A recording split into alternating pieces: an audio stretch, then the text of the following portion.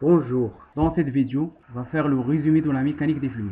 La mécanique des fluides, c'est la branche de la mécanique qui étudie le comportement des fluides au repos. On l'appelle l'hydrostatique, ou au mouvement, c'est la cinématique et dynamique des fluides. Le fluide est au repos quand sa vitesse est nulle ou négligeable. Par exemple, la vitesse au niveau des surfaces A, B, C égale à 0. Le fluide est en mouvement quand il a des caractéristiques cinématiques, telles que la vitesse et le débit. Par exemple, ici, la pompe hydraulique va déplacer le fluide du point 2 jusqu'à le point 3 pour pouvoir soulever la charge. Le fluide, c'est un corps homogène et continu dont les diverses particules peuvent se déplacer ou se déformer sous l'action d'une force très faible.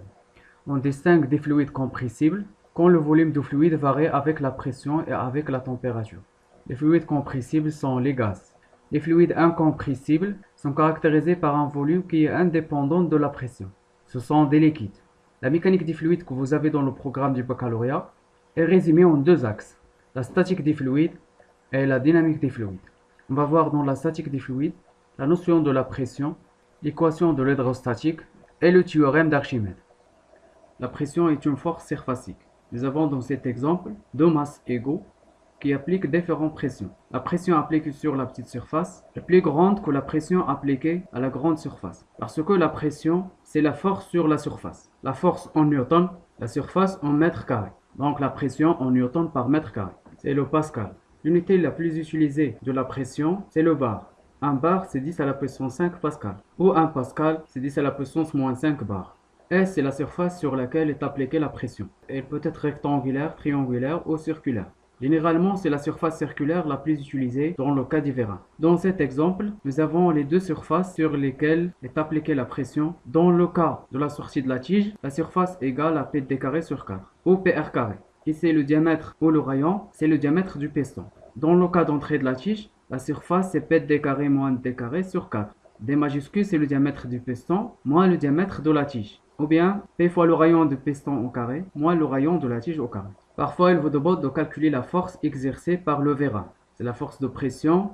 On peut la déterminer à partir de cette équation. La force F, c'est la pression fois la surface. Dans le cas de la sortie de la tige, la force exercée par le vérin, c'est P, c'est la pression fois pi fois le rayon de piston au carré. Dans le cas de l'entrée de la tige, même si elle est rarement utilisée, la force de pression, c'est la pression fois pi fois le rayon du piston au carré moins le rayon de la tige au carré. L'équation de l'hydrostatique, c'est PB moins PA égale à ρ GH. H, c'est la distance entre le point B et le point A. C'est ZB moins ZA.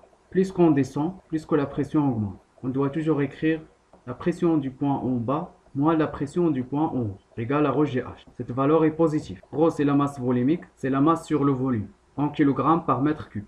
G, c'est la pesanteur et H, c'est la distance entre le point A et B. H est en mètres, la pression en pascal. G, c'est la pesanteur, c'est 9,81 mètres par seconde carré. Il vaut donc G égale à 10. P0, c'est la pression atmosphérique. Le théorème d'Archimède permet de calculer la force exercée sur un solide complètement ou partiellement émergé. Nous avons dans cet exemple un solide partiellement émergé. Le volume émergé, c'est VI. Fp, c'est le poids du solide.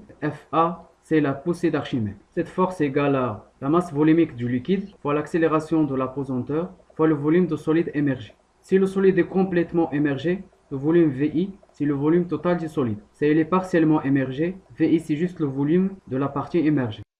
Dans le prochain vidéo, on va faire la dynamique des fluides.